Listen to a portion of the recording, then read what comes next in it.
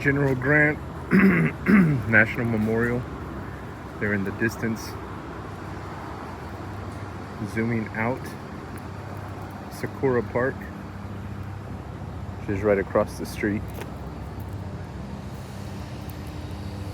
And shares another street with Riverside Church to the south.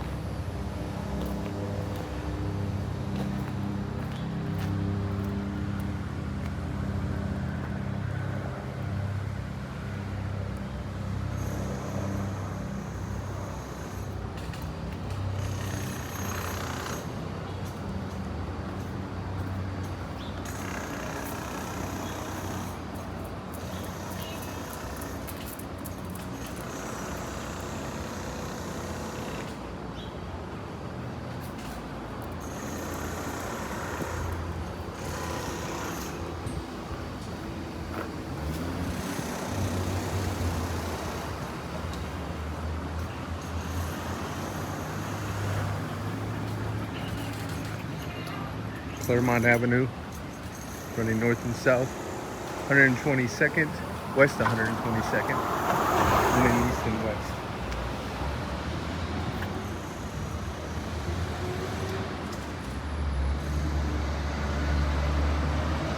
Cross.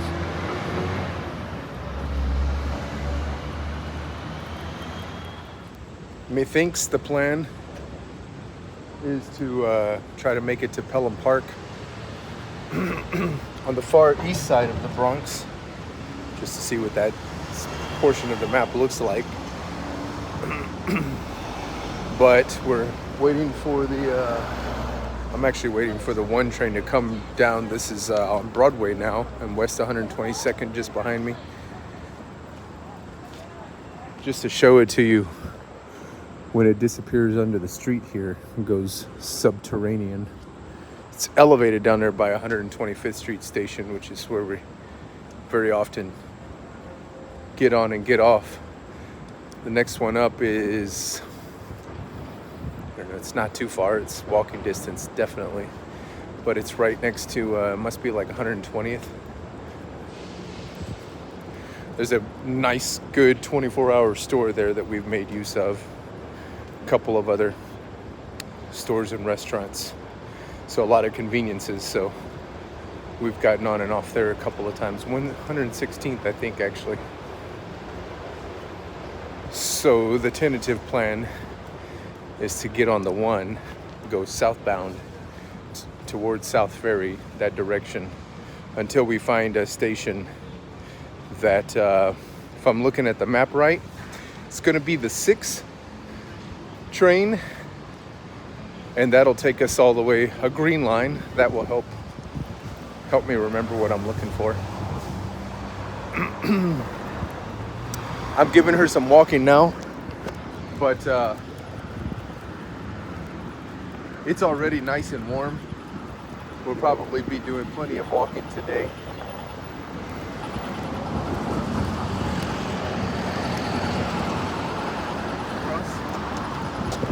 So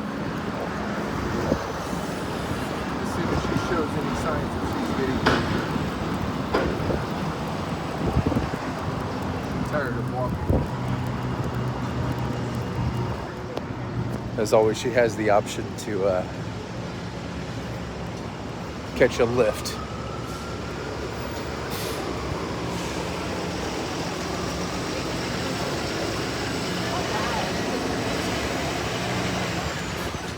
Hudson Yards in the far distance there.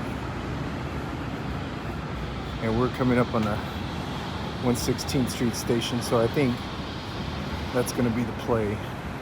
And I'll just wait to get coffee and all that good stuff.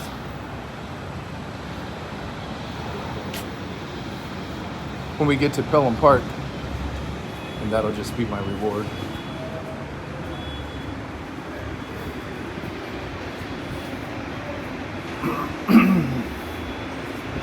Multiple ways to pay for the metro here. You can get a unlimited ride pass for like a week. So see, we're here, 116th Street, Columbia. we'll need to take the 1 down. Let's see. There's the 6, Pelham Bay Park. 6 goes down to, where would you cross over with that? Maybe we don't. So maybe we'll hop over Columbus Circle and get to Grand Central.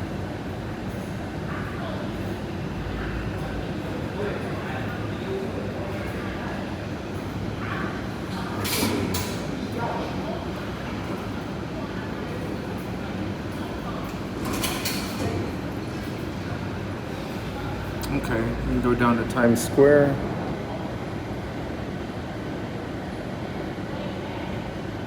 Times Square, take the 7 over to Grand Central.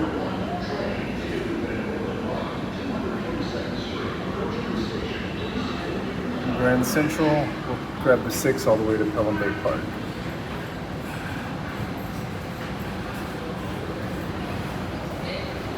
So multiple ways to pay for the. You can swipe your card through there and it'll allow you to. The one I like is the Omni. I don't know if that's the name of it. Yeah, it's a specific card that you can purchase, but what you can also do is just tap. And if you tap using the same mode of payment every time, then in a 7-day period, a week's time, which is what would be the price for a unlimited ride pass, like $32 or $34. And I'm showing you this because I won't be able to do it with my card. I won't be able to film my card, but because I'm scanning and tapping with my phone. So if you'll just tap with the same mode of payment, if you use your phone, you gotta use your phone every time. If you use a tap card, you have to use a tap card every time. And it won't charge you more than $32 or $34, whatever it is in a 7-day period, no matter how many times you ride. That's been super convenient.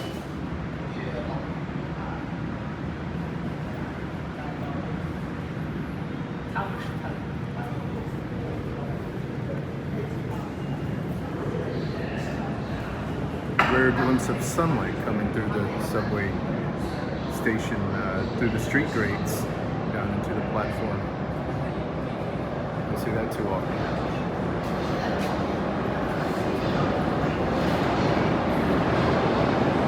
You can see way down there, you can see where the tracks come out from under the ground.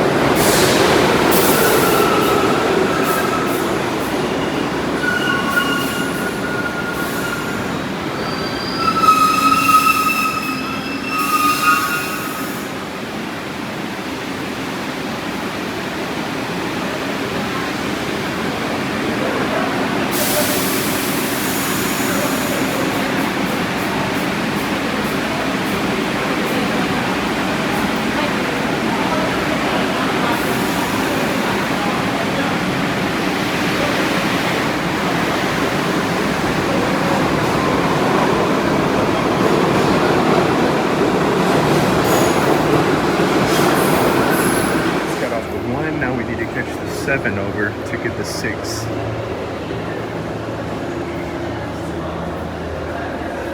Hudson Yards is going west, so Grand Central, that's the one we need.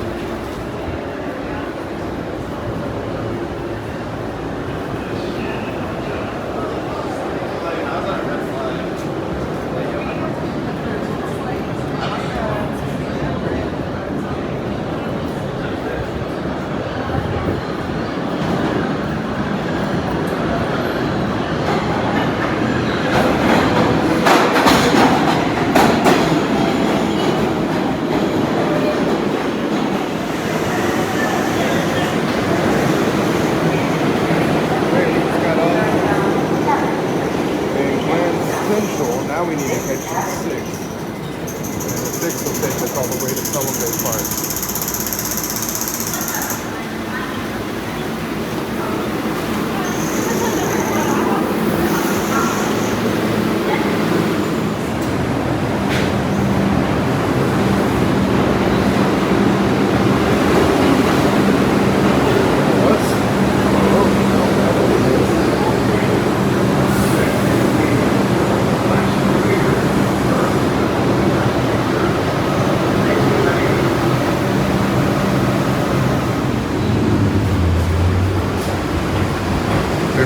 far as Westchester Square on the 6th.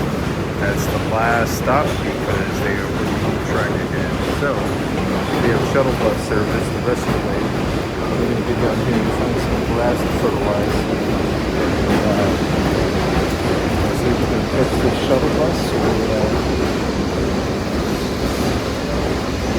it's not too far to walk. It's definitely too hot to walk. But we made it this far. We might as well go the rest of the way.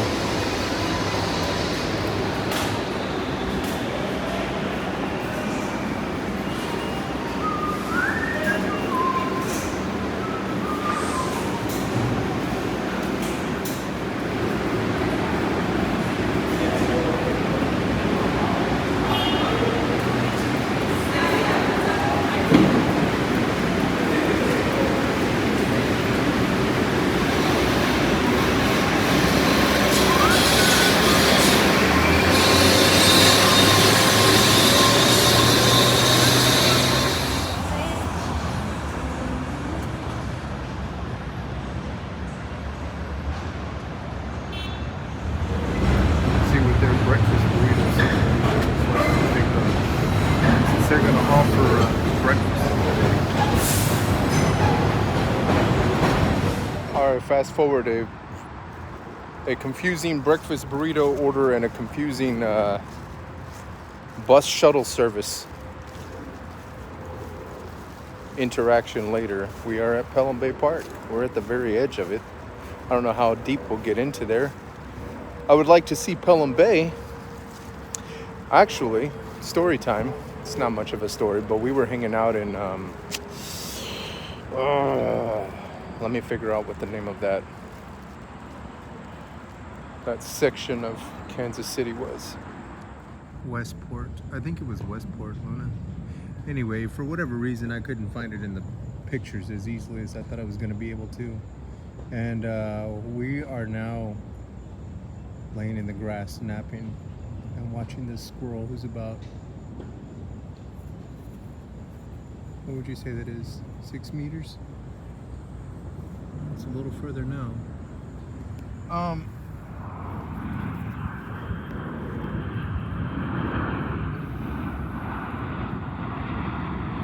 What I was starting to say is that somebody there with a very, very distinct New York accent struck up a conversation outside of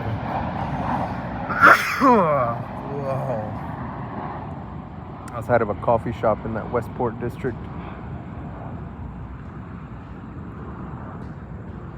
Westport? Westwood?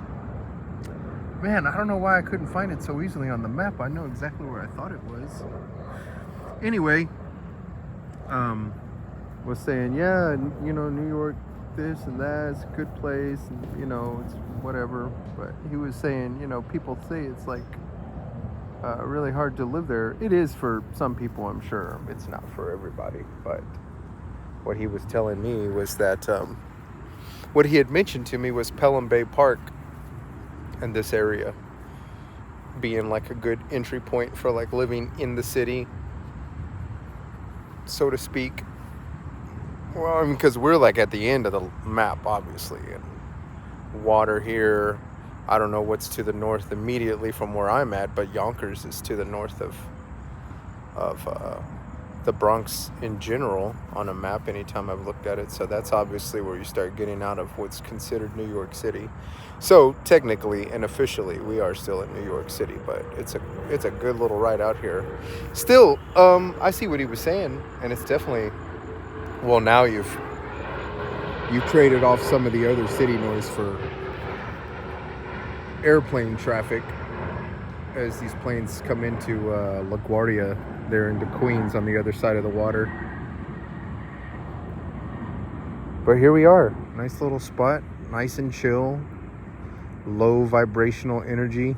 If you're picking up what I'm putting down, you know, it's not so frenetic. That was a pretty long train ride though, especially without being on an express train.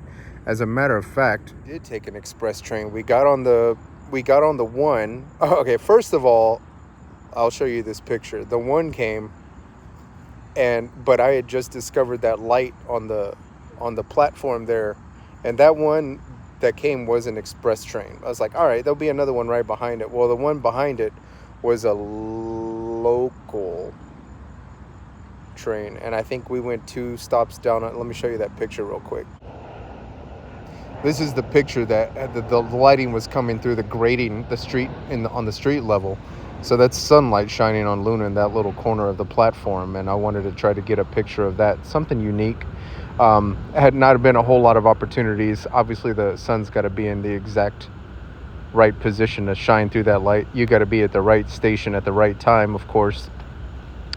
And I just thought it would make a nice, unique image, something you don't get to see a lot of. If it's nighttime or it's raining or it's clouding or the sun's behind a building, obviously you're not going to see the light shining through there. But I was kind of taken by it, so I thought I'd take the time to get a picture of it. Anyway, we went a couple stops down, and I think I got out because once we were on a local train, I was like, oh, this is going to take a lot longer. Well, just more stops is more than anything, and maybe the car was full or something, so I thought that would be an opportunity to just stop and wait for the next train, which would have been an express train. So we did, and we took that down to I think I hear that squirrel behind me. Oh, he's way back there on the tree. And that little guy was getting really close, man. I wish I think when I got up, because Luna was kind of like perked up about something, I want to make sure she wasn't going to lunge or bark at a dog or a passerby or something. But when I rolled over, that squirrel was like really close, so she was keeping an eye on it. So anyway, we got on an express train, took that down to Times Square. You transfer there. The transfer is really easy. You just have to look at the signs. I'm saying that for anybody who's never been here, because it might seem a little daunting. It's not the same sort of traffic flow that you would see like in a mall or maybe an airport. It's a little more congested. It's tighter corridors, so things are. It takes less time for things to get hidden or obscured behind piping, beams, support beams, a corner, other people, obviously. But it was really easy to find that other train. You just have to follow the signs, and you have to know which direction you're going, because if you see a sign for 252nd in the Bronx and South Ferry in Manhattan, and you don't know which one's which or which direction you're going, probably pretty easy to make some mistakes. And depending on how tuned in you are to your environment, it might take you a while to pick up on that mistake. So you might go a long way. I know I did that in Chicago the first time I went. I got on a train, and I'm going to struggle to remember it now. I want to say Jefferson Square. And I got on that train, and I'm thinking, all right, well, I know Chicago's got an elevated train downtown, so obviously once I get there, I'll be able to see my environment. Well, the subway runs underneath that elevated train, so that subway line just disappeared, and I ended up somewhere down south on the south side, quite a ways, on whatever line I had taken. I didn't get off of the car or anything. I was honestly expecting, like, I'll start seeing... Oh, sorry, love. Come here. Sorry, mama. Stepped on you, huh? My bad. Come on. If you're laying on top of me, I can't step on you.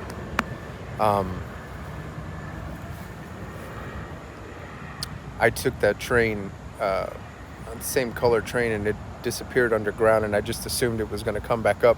But it wasn't until I got on the other side when it comes back out from underground on the south side of town that I realized, oh man, I missed the stop. So I had to stop at that station, turn around, get back on, and pay a little more attention. My point being, if you're not tuned in to like what these station names are as you're going past them, or have it kind of like laid out in advance, you can overshoot by quite a bit.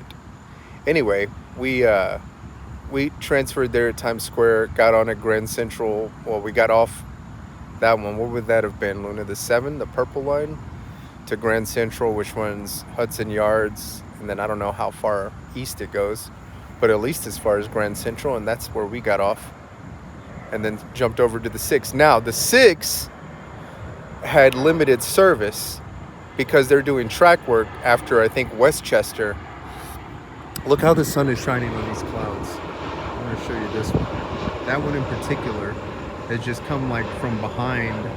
This one up here will maybe be a little bit better. It's maybe not going to be the best image, but some of these are behind the shadow of that cloud as the sun is coming from basically the top left of your screen and shooting down toward the bottom and bottom toward the bottom right. But some of these clouds are just like hopping in and out of the shade of other clouds. So Grand Central jumped on the 6 limited service to Westchester Plaza, which even when I was looking on my phone, I was like, I don't even see that. I had to zoom in, but it's probably 3 stops up from Pelham Bay Park station. And I was prepared to walk. We walk. I'm not walking in this heat. She's not walking very far in this heat, not without a lot of motivation. You know, if we were like with Taco or Cleo or something like that, she'd be a lot more excited about walking. But if we're just weaving in and out of traffic and people and, you know, puddles on the ground, she loses interest in that pretty quick. So we got off there, and there was a bus transfer, for shuttle service the rest of the way of that 6 line, which we took here. But that was a little confusing. It makes a lot of sense now that I've figured it out, but it was a little confusing. And it was not a whole lot of help asking any of the officials. It's not that they weren't helpful, but I don't think they were in full possession of all the information either. So, but once you get it sorted out, you realize where the pickup and drop-off locations are. It's not bad. And it brings you right here to the edge of Pelham Bay Park. So here you can see the Westchester stop doesn't even populate until we zoom into the map, but that's where we had to get off the 6 and then take that bus service along the Green Line, but you know, not the train tracks, to get here to Pelham Bay Park. And then you can see there we are kind of in the middle of that field of green. This is just the southernmost part of the park. The park goes on to the north and to the east around Pelham Bay and the east side of Brooklyn. We'll stay right here, and eventually we'll make a walk over to Pelham Bay just to say that we touched the edge of the map more or less, but that's where we find ourselves at this point.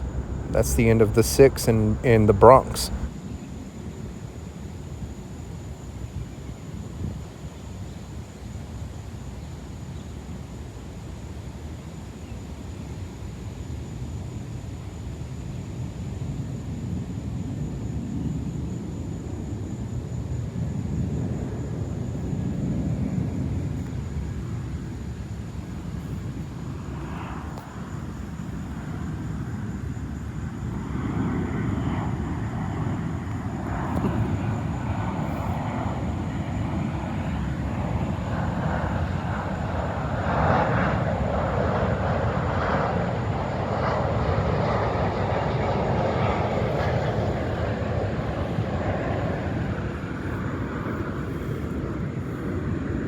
No life is good when you don't even have to you don't have the impulse to hunt anymore. She will chase squirrels, but that one seems so comfortable being around us. That lets me know he's pretty where'd he go? He's pretty tame by squirrel standards. So no point in inducing anxiety for what wouldn't even be an actual hunt, just a chase. He's clearly out here getting ready for a winter that he probably knows about, that we know nothing about, so no need to disturb him. Luna seems to be more interested in passing dogs and people with just their head over the horizon. You can't see their whole body, you just see a little head bobbing along the horizon. She can't quite make out what it is. But we've been laying here for a minute, so I think, hey, how do you feel about going to see Pelham Bay, Luna? We might as well see it now. It's about as cool as it's going to get, as long as we stay in the shade and take frequent breaks. It's not that far away.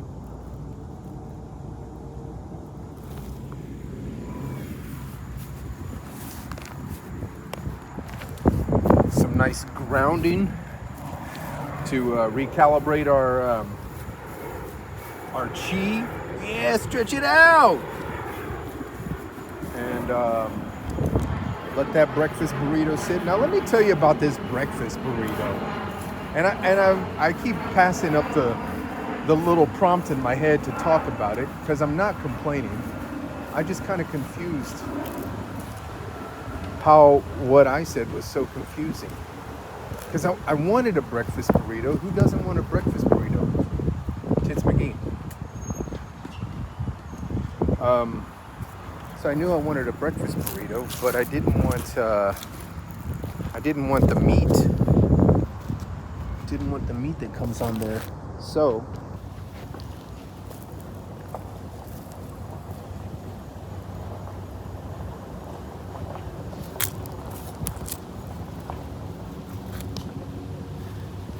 you don't want that heat, Luna. Just wondering who's passing by in that van all slow like. I didn't want the meat, but I didn't see beans on the list of items that come on the breakfast burrito. So when I ordered, hopefully we're walking the right way. When I ordered, let's check this out real quick, Luna. Okay, I think we got tennis courts and a football field and a track to our right. That'll be more or less to the south, generally speaking. We're gonna head west to the bay, do a little loop. There seems to be a pretty clearly defined sidewalk path. We'll take that. So I want the breakfast burrito, right? And it comes with eggs, cheese, home fries, just basically like diced potatoes. I'll take any kind of potato. This one said home fries. Eggs, cheese, home fries. And then your choice of meat, ham, bacon, or sausage. And I'm not eating meat. So, but I didn't see beans on it. So my ask was, can I get the breakfast burrito? But I don't want meat. Can I get beans in place of the meat? And the person taking my order, no language barrier, by the way, and I spoke 2 languages in that context, and she spoke 2 languages in that I won't say anything other than they, so we had more than one language to communicate in. So, but she had no problem speaking English. I had no problem speaking Spanish in that context, right? I'm not translating for a UN World Summit. I'm just ordering a breakfast burrito. My ask was if I could get that with no meat, but I wanted, here's all the poochies, Luna. I wanted beans instead because I didn't see beans on there. And I do eat beans. And she said, well, the dinner, she didn't say dinner, but whatever she called the other burrito, we have 2 burritos. We have a breakfast burrito and we have this other burrito. And the other burrito comes with beans and lettuce and tomatoes. It's like, yeah, I got that. Can I get that with eggs? She goes, oh, you want eggs? That's the breakfast burrito. And by that time, I honestly know well enough at this point, this stage in life. If it's going like that, find another burrito, man. Find another place that makes burritos. Because I was already not asking anything that confusing, It's not like I said, hey, can I get the steak fajita burrito? But instead of steak, can I get eggs? Which even that, as I'm saying it now, is pretty straightforward. But I just wanted the breakfast burrito, but I didn't want bacon on it. And I did want beans, which I didn't see in there, right? So let's just say breakfast burrito with no meat, no bacon, no egg, no ham, no sausage, A square. Breakfast burrito, meat notwithstanding, that's my he said, with beans added to it, B square. A square plus B square equals C square. So what I want is the breakfast burrito with no meat, breakfast burrito with beans, however you interpolate that. And I don't use the word interpolate, so I'm not sure what that means. However you interpret that to mean, that's what I want. Sometimes I wish I had a pen and paper or a pencil and a pad of paper so I could draw things out. I don't mean that in a rude way. I'm saying, like, in my head visually it's like really, really simple. But for whatever reason, that was a all of a minute and a half conversation, which ended with her kind of saying the same thing, or he, who knows, he or she saying the same thing. And me, I wasn't frustrated. I was just really confused. Like, am I saying it wrong? Am I stupid?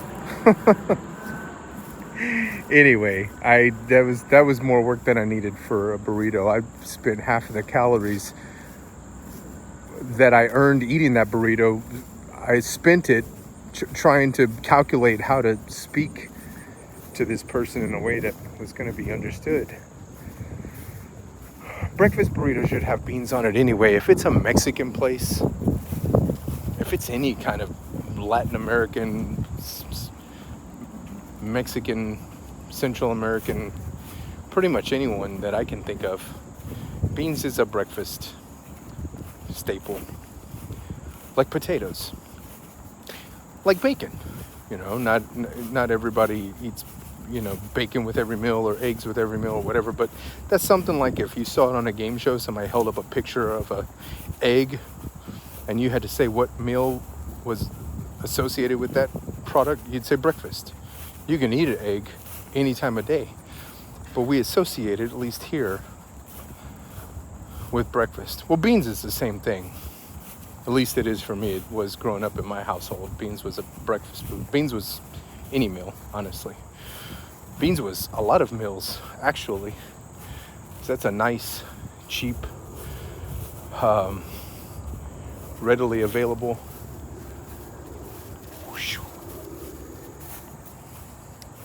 nutrient-dense food item. Anyway, enough about that. I was just really confused how I could have confused somebody.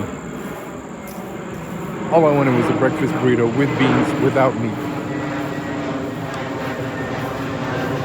So here's our little park path, and you can see Pelham Bay through the trees there in the distance. I mean, not very well, but enough with the naked eye that you know that's the water. Let's get down there, see what the haps are. So here we are in the backside of the little path that I have found on the map. It's pretty much a path like this that you're seeing now. We went down there, but I'm going to spare you and Luna's feet of all the refuse, I think is the word they would probably use on a British documentary, which always makes things sound a little more dignified. Always surprises me. Nah, surprise is not the right word. Not at my age. Definitely not surprised. Mystified, maybe? Mystified? That sounds a little like, it's not that I didn't see it coming. Turn this lens off a little bit. I'll put it to you like that. As self-conscious and aware as I am of let's go, monkey. Of the smudge on my camera lens, which is constant.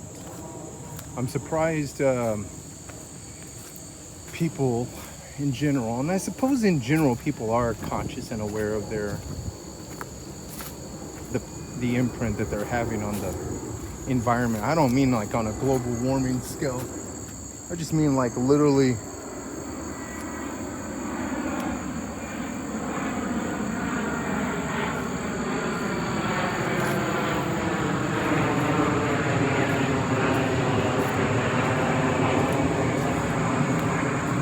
smelling something for sure. Something got her attention.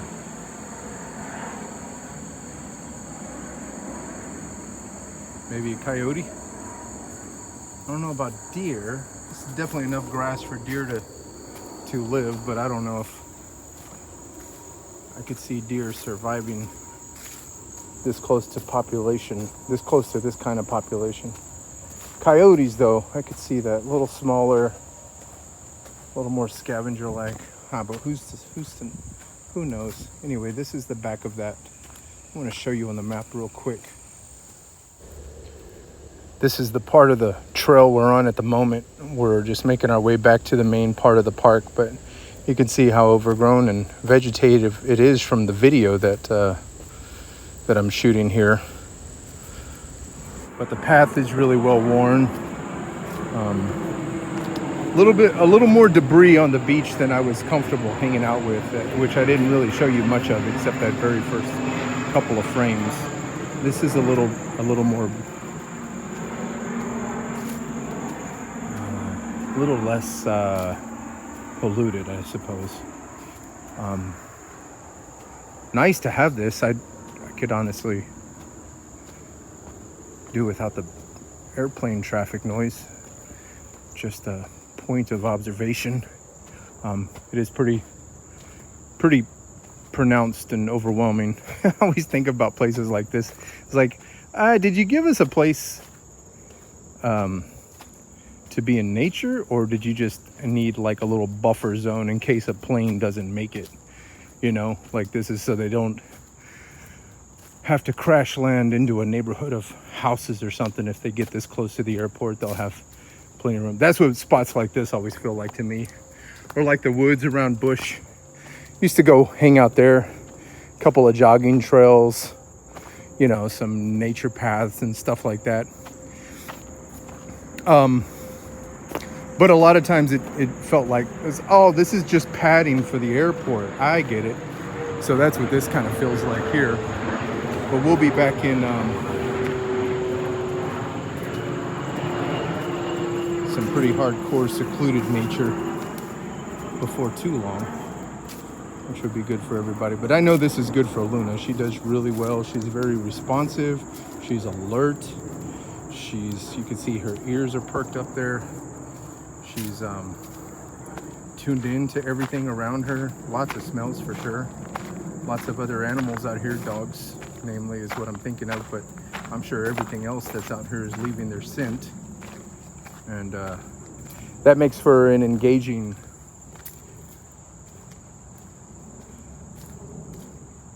hike through the woods here. It is beautiful though. It is, I mean, you know, I made a comment about the plane noise, but aside from that, you know, at least with the water to one side and as far out as we've gotten, there's really no ambient noise coming from the city to speak of. It's pretty quiet, pretty secluded. It is pretty well maintained. There's a lot of litter there on the beach, but I would suppose some of that could just be washed up stuff, you know, when the water gets high and all the litter from everywhere else finds its way onto a shore once the water recedes. But this is really well maintained. Now, I haven't made a very concerted effort toward this, but a lot of times Luna and I will walk through with just, you know, with a trash bag and maybe another trash bag to use as a glove. I don't really have gloves like that. Just hanging out. If I did wind up doing it on a more regular occasion, I might actually invest in some garden gloves or something like that. Something hardy. I do have gloves in the truck, but they're always so buried. But yeah, like man, just put it in a trash can. It's weird. It's not like I don't understand people. Like I get human nature, but I guess it makes me scratch my head. Like, why would you leave trash somewhere when there's so many trash receptacles around here? I saw a guy the other day. Maybe this is starting to get a little complainy, so I'll change my tone here in a second when we get out of these woods. But I saw a guy the other day throw trash just straight on the ground, like finish a bottle of water, pop the top on the ground, and then throw like right in front of him. It wasn't like behind him. It's like, well, it's not my problem anymore. He's literally gonna have to step over it to walk anywhere else. And I counted no less than 11 And then depending on how far you wanted that radius to stretch, no less than 13 receptacles, trash cans, recycling bins, dumpsters that are private, probably for just that business, but nobody's gonna care that you open it and throw a water bottle in there, or like a to-go box or something like that. See, that's a lot of glass. In 100 years, it'll all be pretty shiny stones of some sort. Somebody would be fascinated, but right now it's just like a fascination for me. But yeah, see, we're on Middletown, and this is cross street here.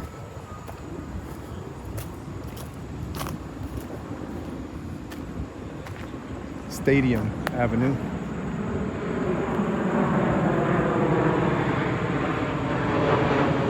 And she's on the scent for real. It's a nice little quiet neighborhood. I mean, quiet relative to being close to a train and everything. Obviously, you have airplane traffic being this close to LaGuardia. But pretty quiet. Low traffic.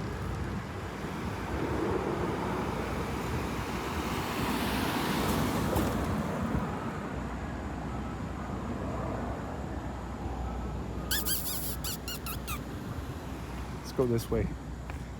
All right, so we're back on the main part of the park, and I'll change my tone as promised. Just surprised how easy it is for people to just litter just freely. It's not like I forgot about it, or I intended to pick it up on the way out and I left it, or I don't know, maybe I'm making more of it. But you're also talking to somebody who's been in and out of a lot of public restrooms over the years, and trust me, littering is almost the least of my concerns. Well, I don't want to say it like that. I phrased that wrong. What I mean is, I'm more baffled by the way people use public restrooms. I joke sometimes. It's almost like they were told that this is like a personal rage room, but just for your bodily functions. It's really, really crazy. And makes it not surprising that I don't see more public restrooms, because public restrooms, one thing that I'm like, how do they not have one of those on every corner? At the same time, if everybody used them the way most people use them, or the way enough people use them, that it makes it a whole liability to have to, you got to have somebody clean that, you got to pay somebody all that stuff, you've got to monitor them. That's all anyway, we're changing our tone. We're back in the park here, making our way back to the actually, I think I wanted to walk along the edge of that to make our way back out to that neighborhood of the Bronx where we came in at, but just from another point. Let me see, have a look at this map and see what our options are here.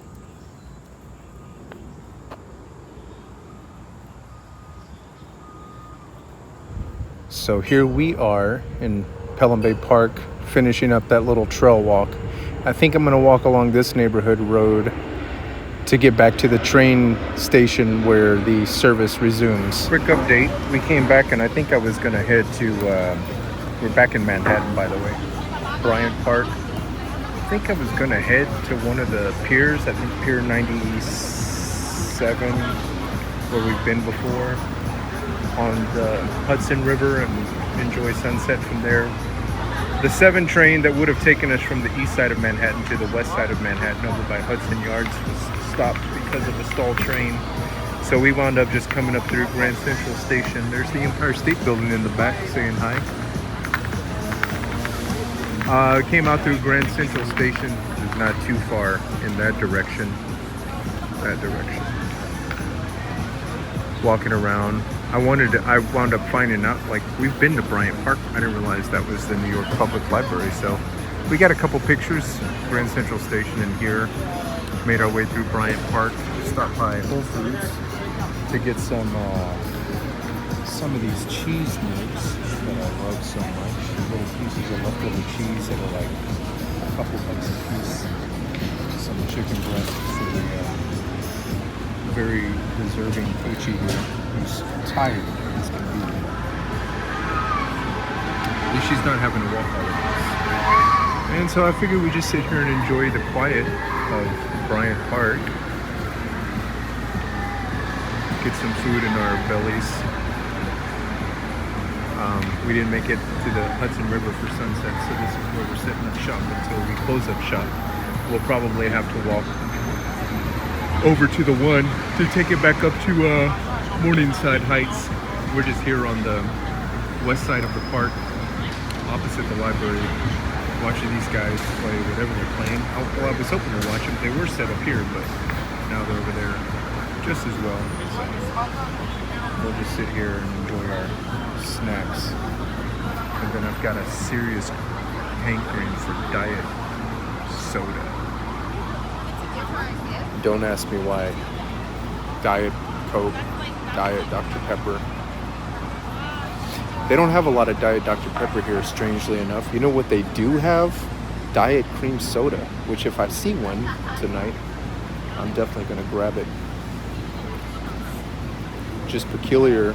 Well, it wouldn't be so weird if I didn't see Diet Dr. Pepper, because I'm like, all right, that's maybe not for everybody. Maybe it's a little more, that preference is a little more regional. I could see that. But Diet cream soda? What a strange, and I mean like in the stores, you know? Like in a deli or bodega, they'll have Diet cream soda.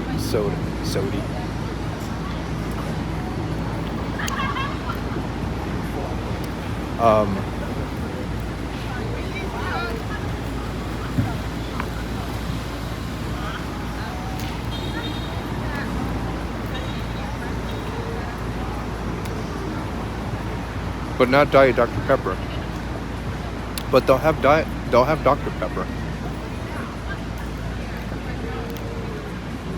And I can't make heads or tails of it.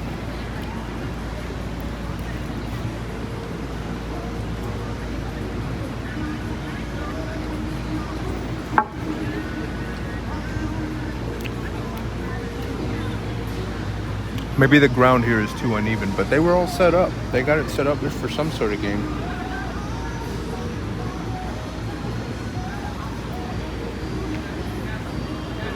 I'm just now realizing there's a sign for it. Patenque? Well, after I get some nutrition.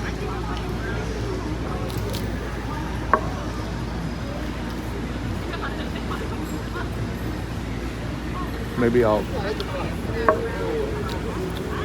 find my new athletic passion. Tomorrow's supposed to be 93 degrees, which I don't do, so trying to figure out where we're gonna hunker down for that. Considered taking the Long Island Railroad out to Long Island, but anywhere we get off, it's gonna be just as hot.